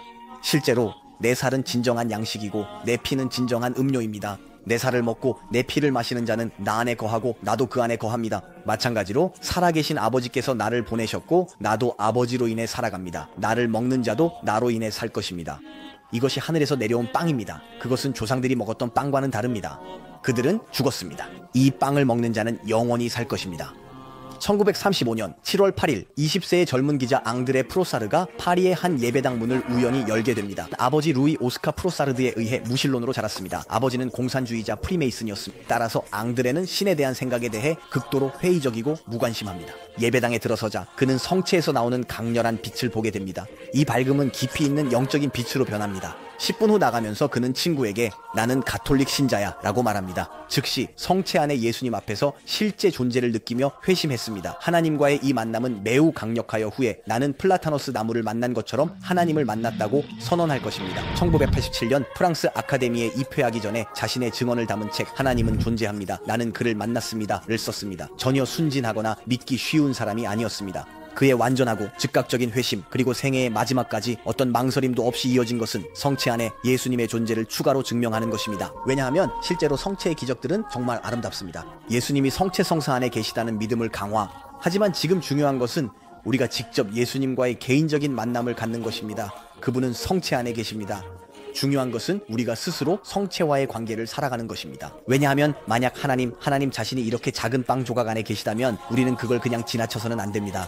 이것은 지구상에서 존재할 수 있는 가장 중요한 것입니다. 하지만 어떤 사람들은 이렇게 질문할 수 있습니다. 왜 예수님은 단순한 빵의 성체 안에 오고 싶어 하셨을까요? 이 조사에서 저는 예수님이 성체 안에 실제로 계시다는 것을 보여주는 합리적인 주장을 제시했으니까요. 하지만 왜 그분이 그렇게 하실까요? 왜 하나님은 이렇게 작은 빵 조각 안에 이렇게 숨겨져 오실까요? 아무도 주목하지 않을 일부 가톨릭 신자조차 믿지 않는 상황에서 말이죠. 왜 예수님은 이런 성체들 안에 남아 계시고 교회 안에 어두운 작은 성체함에 갇혀 계실까요? 때때로 아무도 방문하지 않는 교회들에서 말이죠. 실제로 우리가 그 뒤에 있는 신학적 이유를 이해하지 못한다면 그것은 아무 의미가 없는 것처럼 보입니다. 솔직해집시다. 여러분, 이 영상에서 제 목표는 과학으로는 설명할 수 없는 신비한 성체의 기적들을 소개하는 것이었습니다. 신학을 다루는 것이 아니었습니다. 그래서 더 깊이 알고 싶어 하는 분들, 왜 예수님이 성체 안에 존재하고 싶어 하셨는지 알고 싶은 분들을 위해 제가 진행한 영적 삶에 대한 완전한 교육 과정을 소개합니다. 설명란과 고정 댓글에서 링크를 찾을 수 있습니다. 그리고 관심 있는 분들을 위한 교육 과정의 짧은 예고편이 있습니다. 모듈 3에서는 여러분은 왜 예수님은 성체 안에 오고 싶어 하셨을까요? 그리고 성체와의 관계를 어떻게 발전시킬 수 있는지 놓치지 마세요. 삶을 새롭게 할 수 있습니다. 구독 잊지 마세요. 그리고 만약 여러분이 성모님이 100만 명 앞에 나타난 또 다른 기적 사례를 보고 싶다면 여기 있습니다. 자, 다음 주에 새로운 기적들로 다시 만나요. 곧 다시 만나요, 친구들.